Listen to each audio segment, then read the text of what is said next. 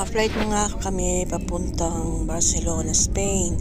This year, 2026, we decide to go to Barcelona because this cheapest price to go to Spain was 100 euro return for per person.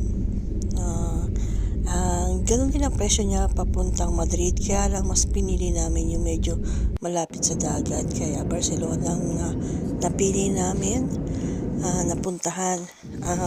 Para ba siyang package deal, maraming edificios, tsaka Sagrada de Familia, tapos may beach pa. Tsaka yung pinag-shootingan din nila na Sagrada de Familia is very iconic. For me, it's international iconic. So, gusto rin namin mabisita yon at nag-flight na nga po kami ngayong alas 9 ang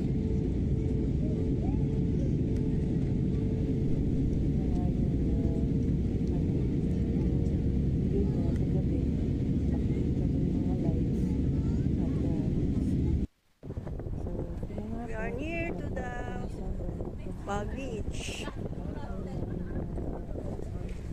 and Sagrada de Familia mamaya. Refreshing break muna.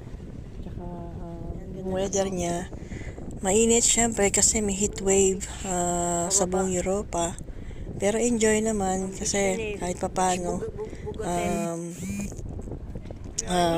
dalawang buwan lang naman yan at mababalik na sa lamig uli sa September.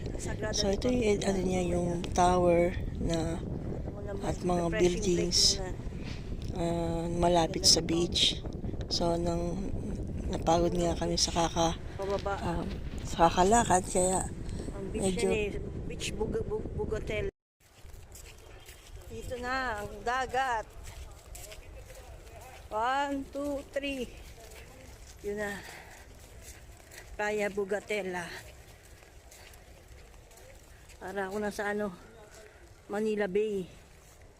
Dito. Dito na ang dagat. 1, 2, 3. Yun na. Playa Bugatela. Para ako na sa Manila Bay. Dito.